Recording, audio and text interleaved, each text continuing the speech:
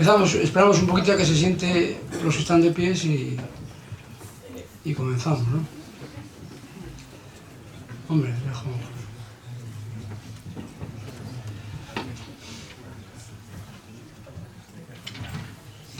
Bueno, buenas tardes a todos, y antes de hablar de los agradecimientos, quiero darle las gracias, como se dice, de corazón, porque yo sé muy bien lo que cuesta a estas horas salir de casa y venir a un acto de estos. Por eso valoro mucho que hayan venido y les doy las gracias. En los agradecimientos quiero citar en primer lugar a la Casa de Cultura, que siempre nos brinda desinteresadamente este local. También a Funcantabria, con su consejero delegado que está Trujeda con nosotros. Cómo no, agradecer el prólogo, magnífico prólogo que nos ha hecho Sara del Hoyo, historiadora del arte, que realmente nos ha encantado. A la imprenta 15 años, que siempre, de hace ya varios libros, ha entendido cómo nos gusta hacer un libro y cómo nos gusta presentarlo. Ascagen, al cual pertenecemos, y se encuentra aquí su presidente Carlos Argueso. Y sobre todo al ayuntamiento, a todo el ayuntamiento, y concretamente al concejal responsable de este área, Borja Saiz, que se encuentra aquí con nosotros, que nos acompaña y dirá unas palabras. Bueno, desde aquí yo creo que se escucha perfectamente. Bueno, una vez más estamos aquí en la presentación de un libro que tanto Tomás como Amparo han trabajado con un rigor histórico como es habitual en ellos, y sobre todo, como es tradicional ya de la parte cultural de Torrelavega. Tenemos que ser conscientes que conocer nuestra historia nos hace también afrontar el futuro y tener la certeza de la Torrelavega que hemos sido y la que vamos a ser. De ahí que gracias tanto a Tomás como a Amparo por el trabajo que han realizado, porque estoy seguro que una vez más con esta obra nos va a permitir no solo disfrutar de nuestro pasado, sino tener también una vista de cara al futuro, para de esa manera poder también nosotros tener la certeza de cómo queremos la Torrelavega que vamos a afrontar el futuro. De ahí que quiero agradecerles una vez más su trabajo, y a partir de ahí les pasaría yo la palabra. Muchísimas gracias. Gracias.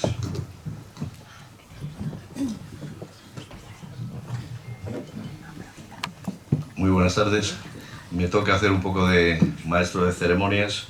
Agradecerle a Amparo y a Tomás pues que me permitan estar aquí esta tarde con ellos. Es un día importante para cualquier escritor, cualquier autor que presenta una obra, pues le gusta que haya gente y que se conozca pues el importante trabajo que han hecho. En esta ocasión, Amparo y Tomás pues nos ofrecen, con la incansable labor de la editorial del Grupo Quercus, un nuevo volumen para conocer mejor quiénes somos, de dónde venimos, y quizá también podamos ir atisbando hacia dónde nos dirigimos. La quinta entrega de Tomás y Amparo sobre la historia de esta ciudad, y en este caso la historia de esta ciudad a través de la vida de 1112 vecinos que están enterrados en el querido cementerio de Geloria, en La Llama. A través de este trabajo podremos adentrarnos en cómo era la vida de los torrelaveguenses a finales del siglo XIX. Ellos empezaron en 1910 y este libro pues recoge la década de los 80, de 1880 a 1889. A través de 466 páginas y con 2.730 notas a pie de página, han explicado sus autores vidas familiares, vidas personales, amplias, y empiezan con la de Remigio Campuzano, que fuera alcalde de esta ciudad en 1846 a 1847, 1111 reseñas biográficas de los enterrados en ese periodo, 1880-1889. Además recogen en listados personalizados los oficios, profesiones y testamentos, así como las enfermedades que eran causa de las muertes de aquellos torrelaveguenses de finales del siglo XX. no, perdón, XIX. Continúan, como escribió Jorge Díaz Ceballos, actual en el prólogo de su segundo libro. Jorge Díaz Ceballos es actualmente investigador del Consejo Superior de Investigaciones Científicas, y en aquel prólogo de la segundo tomo dijo: una minuciosa labor de recuperación, organización y sistematización de datos que permitirán a investigadores en el futuro continuar la reconstrucción de la sociedad torlaveguense, para comprender mejor el pasado y para entender mejor el presente de nuestra ciudad. Historias de vidas, pequeñas o grandes, de personajes más o menos relevantes en la vida social, cultural y política, pero que todos dejaron un rastro en los archivos y recuerdos de esta ciudad y que se encuentran bajo la tierra del cementerio de Geloria en La Llama. Por lo tanto, solo queda darles las gracias por el tremendo trabajo, la cantidad de horas que dedicáis a conocer una parte importante de la historia de Torrelavega. Historias de vivos, como dice Tomás, no historias de muertos, sino que cuando se les recuerda, cuando se leen sus historias y sus vidas, pues volvemos otra vez a tenerlos vivos. Y la fórmula que vamos a utilizar, para que sea un poquito más dinámico, pues va a ser hacerles algunas preguntas a los dos autores sobre lo que vamos a encontrar en este quinto tomo del cementerio de Geloria.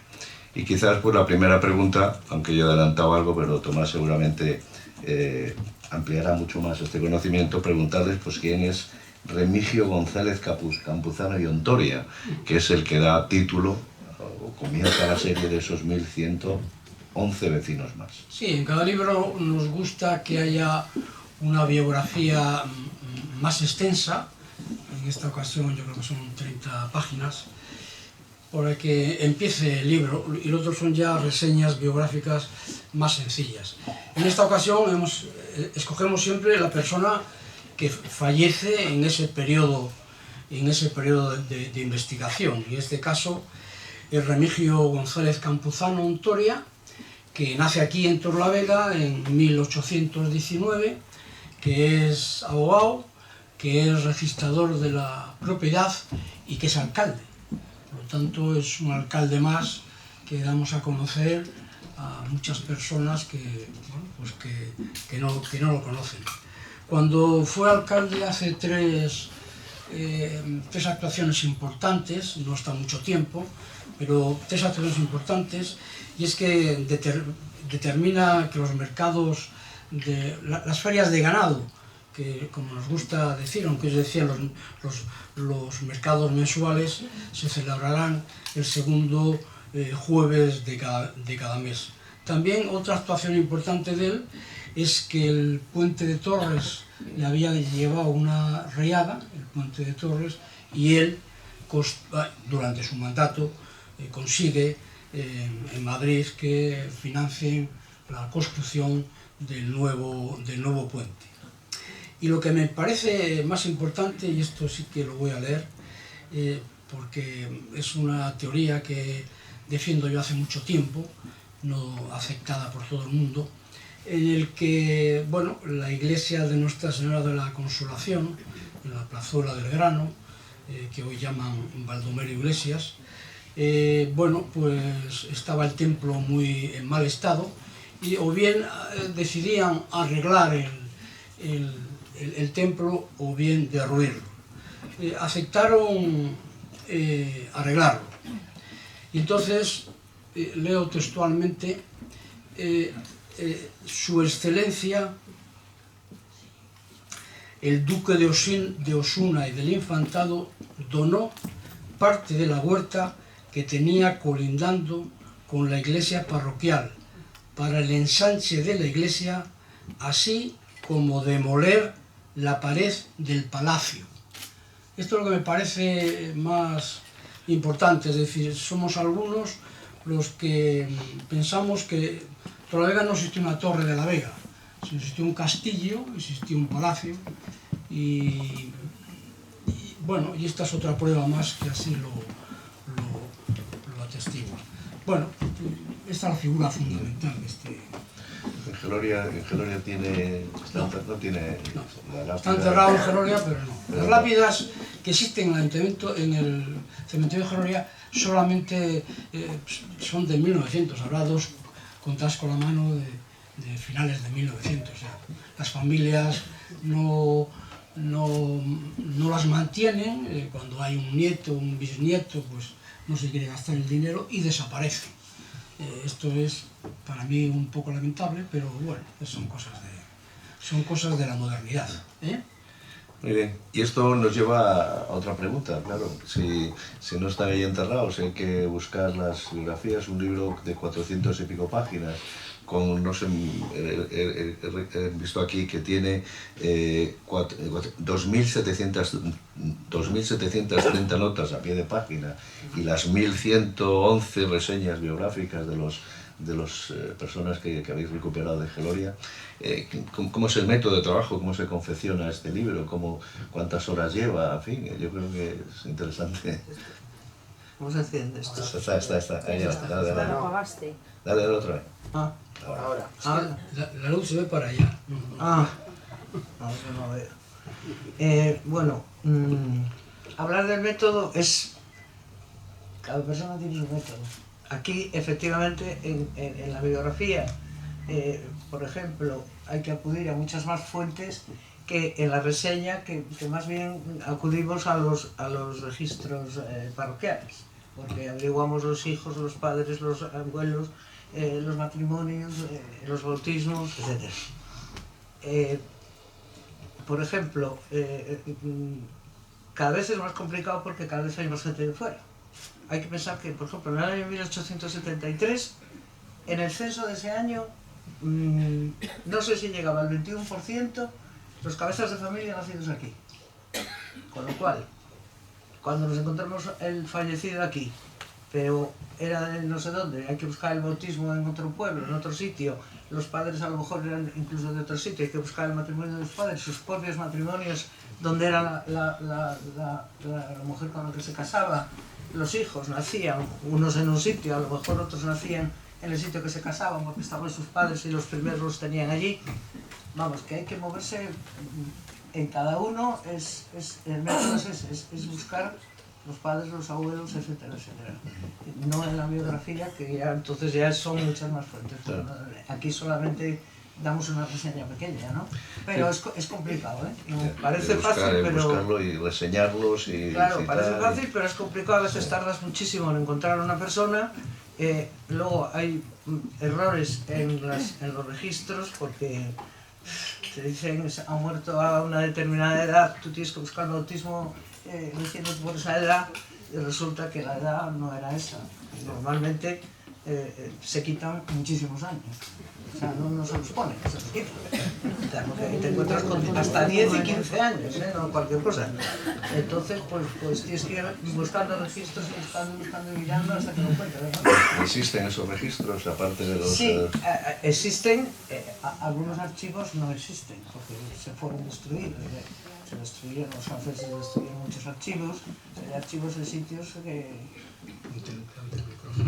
Concretamente, aquí al lado en Suances, que yo es lo que a mí me incumbe porque mi familia está allí, pues están destruidos muchos registros que yo no he podido subir a una cierta partida, pero ahí están las demás fuentes a las que hay que recurrir. Las fuentes de información... Claro, las fuentes son muchas y variadísimas, o sea, son muchísimas. A medida que uno va teniendo experiencia, pues... Cogiendo calle.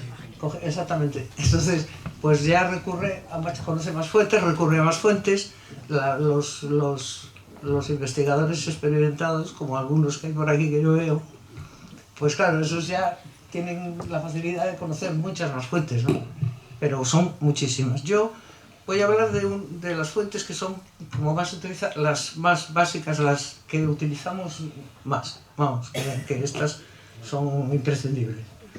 En primer lugar están los registros parroquiales, evidentemente, que como no existía el registro civil, al no existir el registro civil, pues son la única fuente de registro de bautismos, matrimonios, defunciones, etc.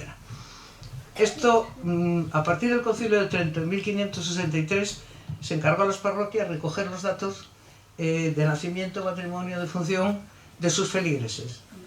Entonces fue cuando ya la iglesia empezó... Había registros anteriores también, ¿eh? Y algunos sitios existían anteriormente. Y bueno, y esto es importante porque es el primer dato que necesitas cuando vas a hacer una investigación sobre una persona, tienes que partir de aquí. Luego están protocolos notariales. Los protocolos notariales son muy importantes porque cualquier actuación de un antepasado nuestro ante notario está ahí. Y son, pues eso, te dan muchos datos de muchas cosas. Ahí están incluidos los testamentos, que son importantísimos. Esos sí que dan información. Porque aquellos testamentos antiguos, la verdad es que eran muy curiosos, porque tenían datos y contaban su vida, yo no sé. Y yo tengo testamentos antiguos que te dicen lo que aportaba la mujer al matrimonio, pero no solo el dinero, los enseres. Es que te hablaban desde un colchón hasta, que es curiosísimo, ¿no? Todo lo que aportaban. Y luego, pues eso, estos están en el Archivo Histórico Provincial. Luego tenemos los pleitos de hidalguía, por ejemplo. Los pleitos de hidalguía es otra fuente muy importante, porque la gente, cada vez que se movía, bueno, hidalgos aquí había muchos, o sea, la hidalguía aquí era bastante corriente, pero los hidalgos cuando se movían de un sitio a otro, se desplazaban a vivir de un sitio a otro, tenían que hacer un pleito de hidalguía porque tenían, para no pagar impuestos, tenían que demostrar que eran hidalgos. Entonces, en esos pleitos de hidalguía encontramos, pues, que hablan de ellos, de su familia, pero es que además lo que encontramos son muchas partidas de bautismo, de matrimonio, de sus antepasados, de los de ellos, que quizás muchas veces no los encuentras en los archivos ya, porque son archivos que se destruyeron o desaparecieron, pero se encuentran ahí, ¿no? Esos son importantes.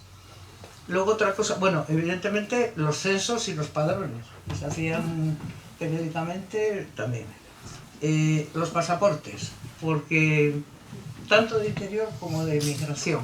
Los pasaportes de interior, al moverse dentro del territorio español, también necesitaban un pasaporte. Claro, ahí hablaban de a lo que iban, en fin, hay información. Y en los de migración hay mucha información, porque, y hay una cosa muy curiosa además, que son las cartas que se escribían los de aquí a los de allí, los de allí a los de aquí. O sea, porque normalmente la gente que se iba era como consecuencia del efecto llamada, o sea, o un vecino suyo se había ido y ya tenía una posición y entonces uno del pueblo se iba a trabajar con él, o era un familiar que se había ido antes, y entonces se escriben cartas contándose, pues eso, cosas de la familia, de lo que van a hacer, de a qué van, en fin. Es o sea que hay una pluralidad de fuentes, claro, importante, información importante, y me imagino que cada vez que se descubre algo será claro. otro. Y luego, por ejemplo, bueno, ya tenemos mucho en la prensa histórica. Por ejemplo, ya tenemos mucha fuente digitalizada que está a nuestro alcance en internet. La prensa histórica, por ejemplo, está digitalizada toda, con lo cual tienes al alcance todos los periódicos antiguos, que es importantísimo porque te sitúan en la época, en los acontecimientos, en las personas, porque dan noticias de ella, etcétera. O sea que... Sí, pero bueno, Tomás, me parece que también otra cosa que llama la atención es que, bueno, ponéis el título, el primero, un alcalde, pero también será muy difícil encontrar personas, digamos, sencillas, labradores, obreros, artesanos. Sí, no, el periodo que hemos estudiado, que son 10 años, lo que recogemos son todos, absolutamente todos. Si se muere un niño con 3 años, un párvulo, pues también aparece. ¿Quién eran los padres? ¿Quién eran...? Y estos... son todos, absolutamente todos, los que fallecen y son enterrados en la villa de Torlavega, solo en la villa de Torlavega, en esos 10 años que es motivo de esta investigación. Pero o sea, todos. ¿Y esos también aparecen en esas mismas fuentes? Claro, sí, claro. Hombre, en los protocolos notariales y testamentos no, porque hay muchísima gente que no testaba. No tenía de qué, como dicen ahí, dice, no testó porque no tenía de qué. Y en los primeros años yo veía que venía muchísima gente de otros lugares. ¿Habéis encontrado que en estos finales del siglo... Ahora finales... Ya hay personas... El florecimiento de Torrelavega, que es el final del siglo XIX y el primer decenio del XX, se produce por las personas que vienen a trabajar a la villa y después ciudad. Eso es lo que hace florecer a Torrelavega. Vienen de muchos lugares, vienen de muchos lugares del sur de Francia, de Italia, de Alemania, y aparecen sus descendencias y sus familias. También aparece aquí. Tu hijo, en el prólogo del segundo volumen, aparece, habla muy bien de 2 o 3 familias que vienen de fuera.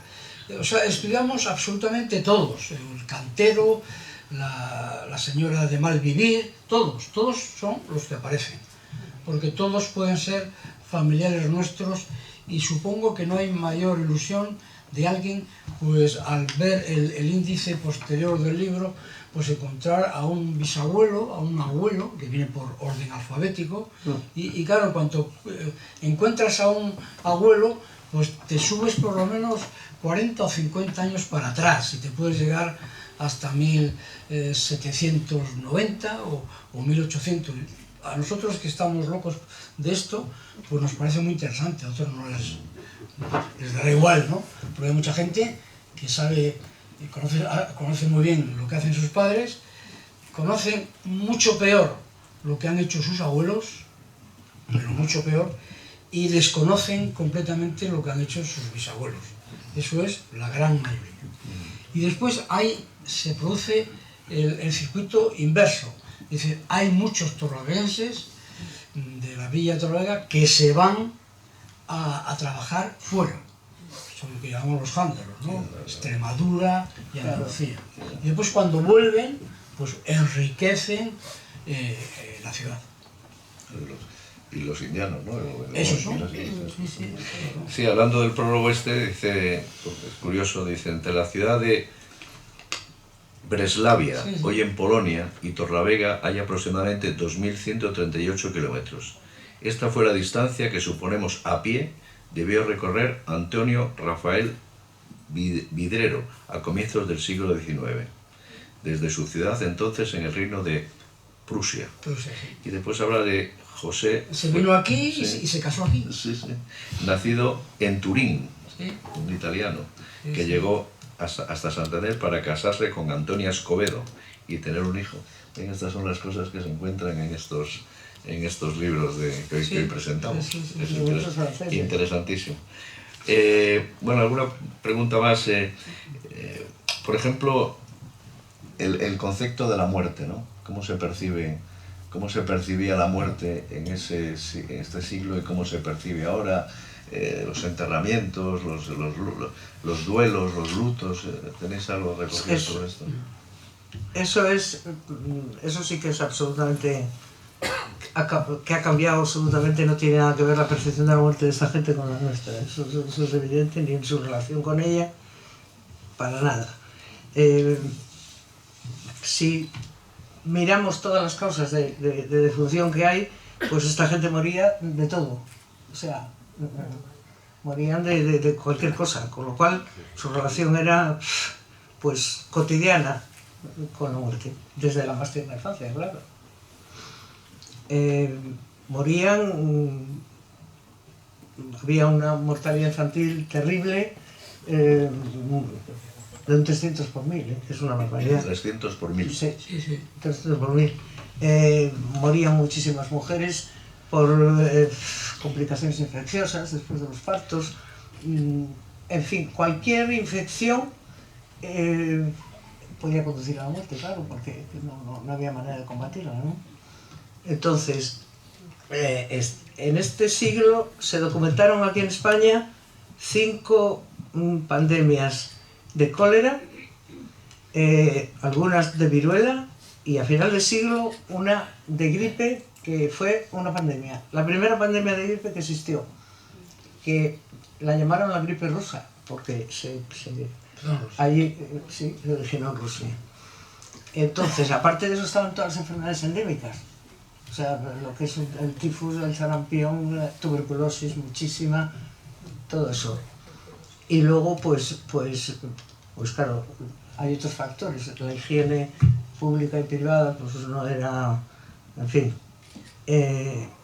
La verdad es que hay un estudioso de la muerte que se llama Aries, que dice que la percepción de la muerte en Occidente tuvo dos etapas.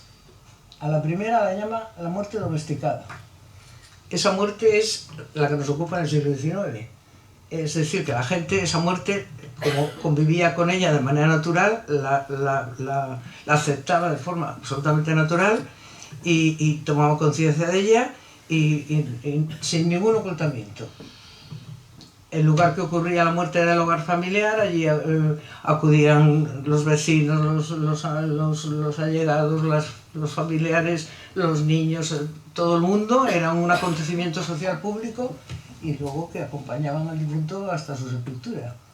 O sea que esto estrechaba además lazos entre la gente.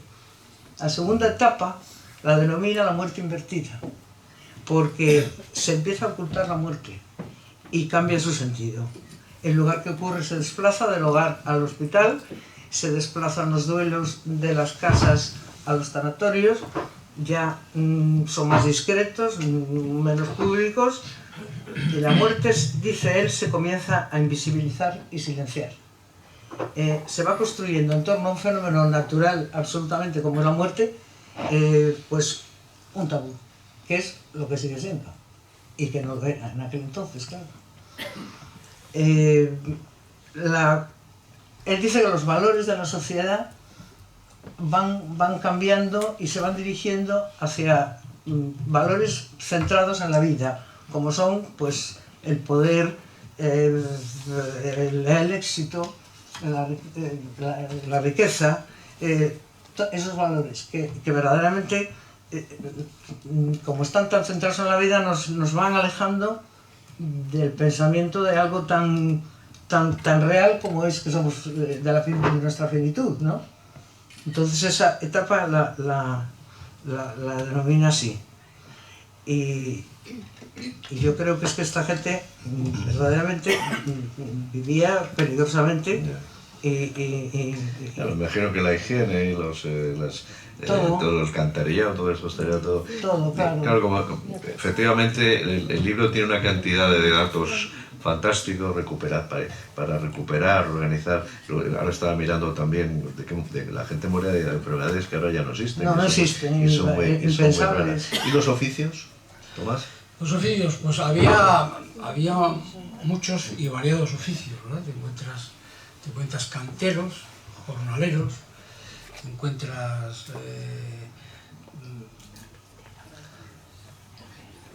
maestros de la maestros de la prima. Bueno, ya están los albeitas, que son los veterinarios. Los albeitas, hay cantidad de yo qué sé, hay muchos. Es que hay muchos, están todos los oficios. Sí, claro, sí, después hay que sistematizar todo esto, recoger esta información y volver a lanzarlo. Es que, por ejemplo, tampoco al principio del trabajo nuestro decían el oficio que desempeñaban. Es que los primeros registros eran súper escuetos. Sí, entonces sí. No te decían ni la edad, no te decían ni de qué morían. Y hay una Eso, reseña, hasta el 1840 no. una reseña final con oficio. Sí, cadetes, carpintero, capitán del ejército, traficantes que eran de vinos, farmacéutico, que aquí aparece Joaquín Cacho Corona, que es una familia de Torrelavega, Sí. Jornaleros, guardia forestal, barberos, carabineros, escribientes, comerciantes, oficial de obra prima, carpinteros, partera, notario, bueno, pues aparece una cantidad de una relación, final, sí. confiteros, catedráticos de segunda enseñanza, guardia civil, tablajero, más carpinteros, es decir, Tablajeros eran los carniceros. aparecen todos en los que en su defunción aparece el oficio, Sí, sí, que a veces, porque a veces no aparece, ¿no? Y todos Tomás, en Geloria, cuéntanos algo sobre la historia del cementerio de... Bueno, aquí en la villa de Torrelavega se enterraba en sagrado, es decir, se enterraba dentro de las iglesias, porque así tenías menos distancia para llegar a Dios. Allí pues enterraban pues normalmente por la gente poderosa económicamente, ¿verdad? Y fuera, los que eran más sencillos, pues lo hacían en una huerta que había colindante a la iglesia anterior a la Consolación, y lo enterraban allí. Ya en 1809, cuando ya no se cabía allí, cuando el olor era nauseabundo, cuando las leyes, las reglamentaciones sanitarias no permitían esos enterramientos en las ciudades, pues se buscó un sitio lejano a la ciudad, que es lo que hoy es Geloria, Miravalles, y en el primer tomo, la mitad del primer tomo, hacemos la historia completamente documentada, con documentos antiguos del cementerio de Geloria. Y empezaron con un cementerio muy pequeñito, un cementerio muy sencillo, y porque estamos hablando de 9 defunciones al año, o sea que se enterraban solamente 9 defunciones al año. Luego el cementerio era pequeñito, está en el mismo sitio que está ahora, incluso en la puerta principal, si te pones un poquito a la derecha, antes de llegar a unos contenedores que están allí puestos, verás un arco de entrada tapiado. Esa era la entrada al cementerio. Había una cosita pequeña para enterrar las personas que no abrazaban la religión católica, sino que eran ateos, y ahí empezó todo. Se hicieron reformas, ampliaciones, cementerio civil que pagaron y regalaron al pueblo de Torlavega herrero, perdón, y realmente ahí está el cementerio. Insisto que en el libro primero, el que le interese la historia del cementerio la tiene completamente detallada en este. Y el nombre de Geloria por el barrio, ¿no? Sí, el nombre de Geloria le encontramos, porque nos costó encontrarle, también aparece ahí, en un documento de 1700 y pico, que hablaba en esos prados que había allá arriba, se llamaban Geloria. Y bueno, no es que se ha mantenido mucho el nombre, pero me satisface mucho que hayamos sido nosotros los que hayamos puesto en valor ese nombre, y que actualmente pues casi todos, cuando se van a hablar del cementerio de Miravalles o el cementerio de la Llama, hablen ya como el cementerio de Geloria.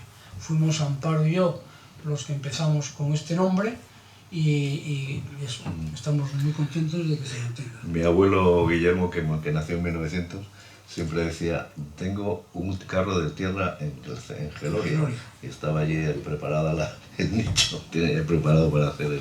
Siempre, es curioso también, dice profesiones confitero y chocolatero, hacían diferencias entre... Sí, empezó el chocolate a la brasa, era así lo más, y después confiteros, pasteleros. Es que los primeros fueron los chocolateros. Sí. Los chocolateros llegaron, luego se convirtieron en confiteros, porque hasta cuando hubo azúcar, cuando empezó a llegar a importarse el azúcar. Lo que no aparecen muchos ganaderos, son no, porque no había ganaderos, ¿no? tenían los que tenían un poco de prado, igual tienen una vaca, un cerdo, un conejo y nada más.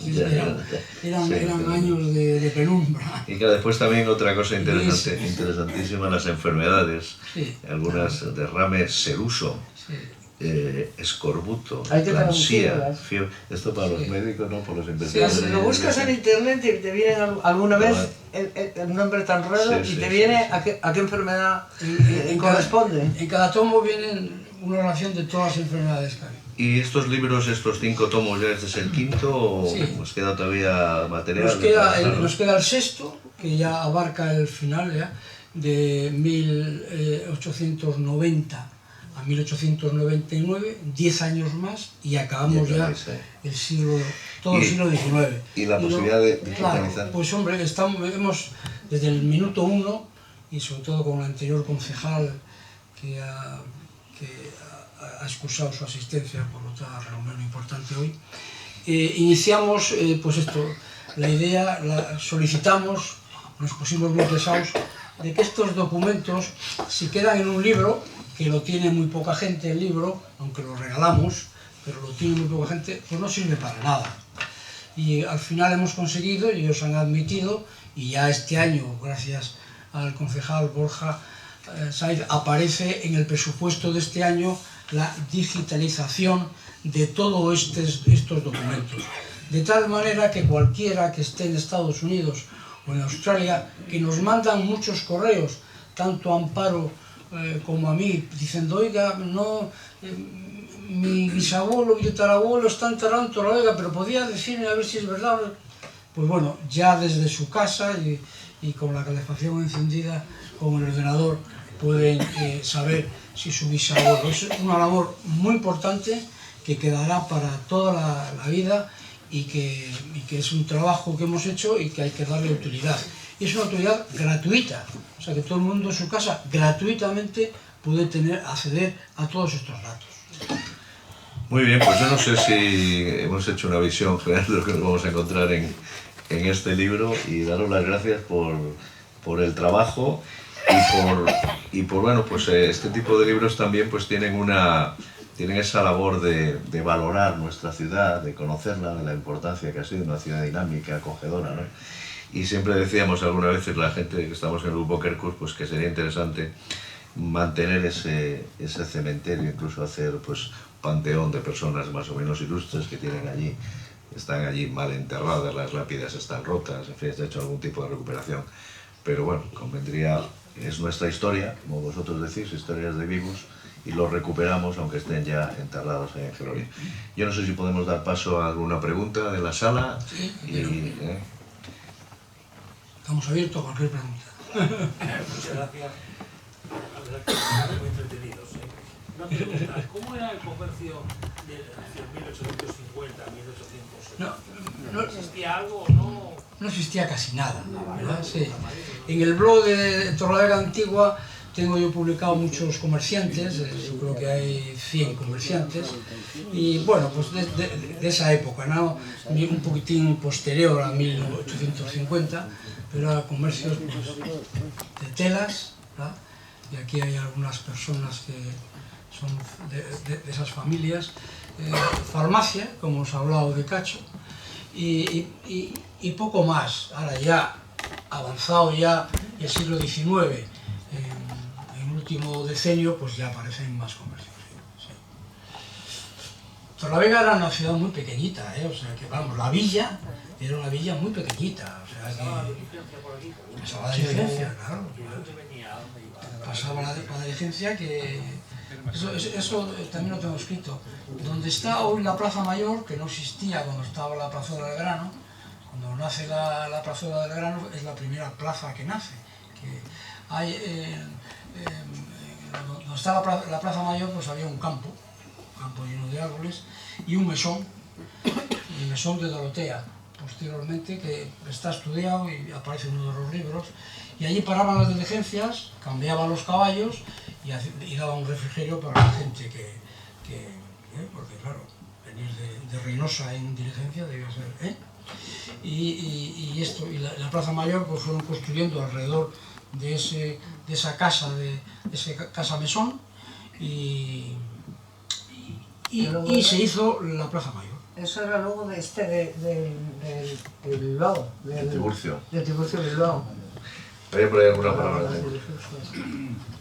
Ante todo, felicitaros por vuestro trabajo, que sin duda tendrá una proyección más allá de la que ahora podemos entender y que pone en valor cosas que de alguna manera a todos nos importan y nos afectan. Pero siempre que tengo delante una biografía o algo similar, me hago una pregunta que os traslado. ¿Por qué las placas de las calles de las ciudades no tienen información del motivo o sujeto que es protagonista de esa calle, plaza, avenida, bulevar? Es decir, conocemos el nombre y y ahí se acaba la historia. Sí. ¿Por qué ocurre eso? Bueno, pues esto es muy buena pregunta, ¿sabes? ¿Y por qué se cambian los nombres de calles antiguas con nombres antiguos preciosos y se ponen nombres de calles de gente nueva? Pero bueno, eso no compete a los políticos, nosotros ahí no hablo de los cambios. No tenemos nada que decir. Pues sí, estaría muy bonito que ahora en algunas ya existe con un código de barras, ¿eh? Ya tiene un código de barras que tú acercas el teléfono y te da una historiografía de la Plaza Mayor, pues cuando se creó, otra. O sea que ahora yo ya he visto, ya hace años, por diversos sitios de la ciudad, los códigos de barras. Y tú entras, haces una foto del código de barras y te dice, pues la calle Consolación empezó en el año 1700, sí, que hay que profundizar en eso, sí, me parece bien, sí. Tejero. Mira, yo Doctor. te doy toda la razón, porque la verdad, en eso envidié a los franceses. Los franceses, ya no hablo de París, de otras muchas ciudades, que ponen nombre, ponen incluso la fecha de nacimiento y la de. Pero esto no tiene nada que ver con los muertos. Pero es triste, y ejemplo de nuestra capital, Santander. Hace poco cambiaron General Mola por Ataúd Regenta. Y por Ataúd Regenta, músico, porque es tristísimo. Que pongan Ataúd Regenta, músico, puede ser un trombón, ¿sabes? Pero un gran director de orquesta como fue. Y aparte de eso, tenéis que haber encontrado cosas extraordinarias. Es una labor increíble.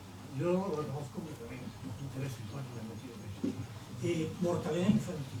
Eso era, además, en España se apuntaban no los que morían, las primeras 24 horas no era mortalidad infantil, era mortinatalidad, que ahí morían muchísimos al nacer, muchos.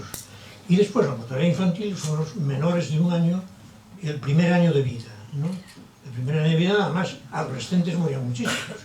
Enfermedades, la tuberculosis, etcétera. Aquí los párvulos, lo que llaman párvulos, es hasta los 7 años, aproximadamente. Claro. Eso. Por eso que después había extraordinario, una muerte increíble. Eso de los 300 por 1000, pero aún a principios del siglo estábamos en 100 y pico, en 140 y tanto, en 150. Bueno, el avance fue grande. Pero cosas curiosas, por ejemplo, que os comento. Y estoy estudiando ahora un médico de Santander que murió en 1904, me parece, 1904, sí. Andaba buscando, hay que recurrir a los archivos parroquiales, porque no tal, si no es muy difícil en el registro civil que se muere. Pero lo que curioso que encontré en el registro civil de este hombre, causa de muerte, que a veces se ponía en los de la iglesia, es muy difícil que tú pongas la defunción, la causa de defunción, no ponía normalmente. Sí. En algunos sí, pero depende de... Desde 1840 aquí en los registros de Torlavega parroquiales ponen todos la causa de defunción. En los parroquiales quedaba mucho juicio del párroco muchas veces. Bueno, también. Mucho juicio Se del párroco. equivocaba. Sí, se equivocaba. Pero incluso en un registro civil me encontré que la muerte de este señor fue por nefritis intestinal. Claro, la Eso nefritis será una intestinal barbaridad, claro. es una enfermedad que no existe, porque mezcla el riñón con el intestino. Y ya voy a terminar, para no prolongarlo. En un pueblo de Galicia había un pueblo lejano en la montaña, en Sanreja de Queixa, en la zona más profunda de Galicia. Normalmente no había médico, entonces firmaban unos cuantos y dejaban causa de muerte más frecuente. Y en concreto, morían muchas mujeres de fiebre puerperal. Bueno, pues el forense, donde estaba yo, pues dijo, ¿usted cree que es posible que haya un señor muerto de fiebre puerperal? Porque fijaban firmados. Sí, ahora que Y nada más, os felicito. Porque habéis hecho una labor increíble. Ahora que has citado a los registros civiles, voy a hacer una pequeña mención, con tu permiso, Felicia, a los registros civiles, que encontramos los que nos dedicamos a la investigación, pues unas dificultades enormes. Hay registros civiles que funcionan de una manera y registros civiles que funcionan de otra. Por ejemplo, el registro civil de Torlavega funciona extraordinariamente bien, porque tú le das el nombre, los apellidos de una persona y te aproximas bastante a la fecha de nacimiento, de defunción, y bueno, venga usted dentro de unos días y te lo buscan y te lo encuentran y te lo dan. El registro civil de Santander, de la capital de Cantabria, para nada. O sea, tienes que llevar la fecha, el día, el mes y el año exacto. Y ojo, si no, no te dicen y nada. ojo, ¿y para qué lo quieres? Sí, también. Porque como intuyan que es para un tema de genealogía, Sí, los políticos ahí debían de no hacer te lo algo, dan. porque el registro civil, que es público y gratuito, pues debería estar al servicio de las personas, y cada uno lo quiere para una cosa. O sea, si yo sé que el Remigio, que acabo de comentar ahora, nació el día 1 de octubre de 1819, pues tengo que tener acceso a los documentos, si no, ¿cómo lo voy a saber yo? Por eso es una crítica velada a los registros civiles, ¿verdad? ¿Verdad, María Luisa?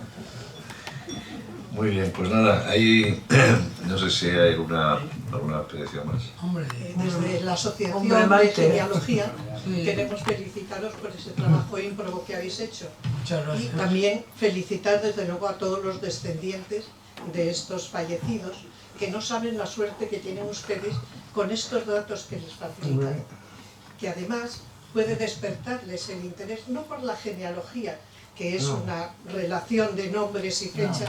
No, la historia familiar. Claro. La historia familiar es apasionante. Apasionante. Empieza como una afición y se acaba convirtiendo en una obsesión. Y se tocan tantos Sí, aspectos. estamos enfermos nosotros. Se tocan Sí, eso tantos engancha, aspectos de la vida, de es una adicción, te costumbres, engancha. de las enfermedades, bueno, y desde luego siempre sin juzgar los hechos de antes con la mentalidad de ahora. ¿Eh? Pero de verdad que no saben ustedes la suerte que tienen con todos estos datos que les facilitan y que les pueden despertar a la historia de su familia, de Torrelavega y demás. Una amiga, esa es una amiga. Y una causa de defunción que encontré yo de un párvulo fue por piojos. Claro, sí, alguna infección, claro. Por piojos. Claro, Y desde luego con el destete aquello era... Y a causa de la dentición morían también. Sí. O sea, cosas De verdad, anímense increíbles. ustedes. Y muchos accidentes domésticos. Y muchas fiebres, porque Hay muchos niños quemados. fiebre, Bueno, y muchas gracias también al ayuntamiento por esa sensibilidad Eso es. al digitalizar estos datos. En Cantabria tenemos mucha suerte porque hay gran cantidad de libros sacramentales que están digitalizados por los mormones. Tenemos también a Maza Solano, que transcribió el catastro de Marqués de la Ensenada. Tenemos mucha información en internet que nos pueden ayudar mucho. Y luego ya el mundo del archivo, de los distintos archivos. Sí. Muchas gracias. digo Gracias, Maite. que para terminar, 1100 historias, y además muy bien detallado con sus familias, sus años de nacimiento, sus años de muerte. 1111. Y casi todos morían de fiebres, muchos de ellos, pero fiebres tan curiosas como la fiebre nerviosa, fiebre purulenta, fiebre verminosa, fiebre pútrida, fiebre palúdica, fiebre gástrica, fiebre tífica, todas eran fiebres. Había antibióticos. Es curiosísimo. Bueno, pues nada, Tomás y Amparo, ustedes que disfruten de... Hay más. Catedrático quiere hacer una pregunta. Miguel Ángel. Que sea sencilla, por favor. Porque habéis hecho un trabajo... No lo oigo. Bueno, pues felicitaros muchísimo. Creo que ese libro me va a quitar el sueño, como mínimo. Y de todas las maneras, no quiero hacerle la pelota, pero el Grupo Quercus ha conseguido hacer una cosa que me parece muy sana y muy a tener en cuenta, que es que hayáis conseguido que una plaza lleve el nombre del alcalde que introdujo aquí el agua potable. el agua potable en aquellos tiempos no existía y era el Herodes de los niños de la época. Se bebían agua, se ponían enfermos, las madres no sabían de qué estaban enfermos, nadie lo sabía, y era el agua. ¿De acuerdo? Y otra cosa que... Bueno, ustedes, por favor, los demás, tápense los oídos. Me tenéis que decir cómo conseguís que vuestro calendario tenga días de 26 horas. Trabajando mucho. Pues, No, pero da tiempo. Si tú dedicas a lo que quieras, 1 hora al día a tejer un jersey, y todos los días dedicas 1 hora, al final de año son 365 horas para una cosa que tienes, pues, da tiempo, lo demás es disciplina. Dedicas más, porque es como un enganche que te mantiene ahí, Maite, por las noches, hasta las tantas, hombre. Pues muchísimas gracias, Amparo, muchísimas gracias, Tomás, muchísimas gracias a vosotros. Hay más preguntas. Sí, pregunte. Hombre, sí. María. En la evolución y desarrollo del cementerio de Geloria había un proyecto de la construcción de una capilla por el párroco don José Uco, de feliz memoria en Torrelavega, José María Sánchez Riancho. Yo quiero saber si disponéis de alguna información, documento, ¿por qué esa capilla no llegó a cristalizar en Geloria? Sí, ninguno, porque eso ya es el siglo XX y nosotros no nos corresponde esa investigación. La historia del cementerio de Geloria, que insisto, está muy completa en el primer tomo, ocupa la mitad del libro, solamente la historia de Geloria. Es la historia de Geloria desde en todo el siglo XIX. Y llegamos al siglo XX, me parece, con el alcalde Isidro Díaz Bustamante, que hace unos cambios y tal, y ya lo paramos. Y al final ponemos, y serán otros investigadores los que sigan con el siglo XX. Nosotros acabamos en el XIX, somos enfermos del siglo XIX. No, es que es donde no existen las sepulturas, donde no se sabe en realidad quién estaba enterrado ahí. Si vas con un bolígrafo pues viendo las lápidas, pues, del 20 sí hay, puedes hacer una relación. Ya no. Para terminar de hacerlo rápido, buscando en el padrón de Cádiz, hay que ver hasta dónde hay que acudir para encontrar torrelaveguenses, buscando sus orígenes carmuniegos de los famosos jándalos. Soy octavo heredero de jándalos llamados chicucos en Cádiz. Me encuentro que no son muchos, pero me he encontrado torrelaveguenses. Buscando el padrón de Cádiz, bien es verdad que Torrelavega no perteneció a las villas que emigraron siguiendo las conquistas de los reinos cristianos, siguieron para ir poblando las poblaciones andaluzas. Pero Cádiz es la segunda montaña. Ya sabéis que Cádiz tiene la mitad de los apellidos, son montañeses. Sí. En la guerra de la independencia, Cádiz es la única ciudad que queda sin invadir por los franceses, y ya se forman los tercios cántabros, formados por montañeses, armados por montañeses y pagados con su propio pecunio, tenían hasta su casa de socorro. Y cuando entro en el padrón de Cádiz buscando mis apellidos carmuniegos, Manuel Llano, primo de mi abuelo Manuel Llano, Sergio Lloveso, me encuentro que ya están en el 1700 y pico. Y es curioso que en algunos de los padrones, muy pocos, me he encontrado Torrelavega. Bien, es verdad que fueron las villas marineras las que más emigraron, ¿no? Y son la comarca del Nansa, la del Saja, la de la Nievas y por ahí. Pero hasta en Cádiz hay para investigar, pero es que además Cádiz es una población que era muy adelantada, era de las más cultas de España, fue la primera que abrazó la enciclopedia francesa, y tienen un padrón que es una gozada. Yo entraba y no encontraba manera de dejarlo en el archivo, ¿no? Porque el padrón, y me encontré gente, apellidos míos de 1700, 1750, pero me llamó la atención que me encontré alguno de Torrelavega. Digo, mira tú, ¿hasta dónde emigraron torrelaveguenses? Sí, ahora estoy yo estudiando un tema de José Calderón Haro, que fue un torrelaveguense que posteriormente fue alcalde de Polanco, pero que nació en Barreda, igual que mi mujer. Y esta persona, pues, fue un jándaro. Fue de niño, de 14 años, a Sevilla, bueno, primero a Jerez de la Frontera, a Jerez de los Caballeros, y después a Sevilla, y allí hizo un dinero importante y se volvió a vivir otra vez a Barreda. Y ahora estoy con esa historia. Cádiz era la tierra prometida de los españoles que no pasaban el charco. Al final quedaban en Cádiz. Así que había 300 establecimientos en Cádiz y me parece que como unos 130, 140 eran de montañeses. Que queremos saber que en Cádiz tenemos muchas raíces que hemos enviado hacia allá nosotros. Estupendo. Pues son las 8, yo creo que hemos estado una hora prácticamente.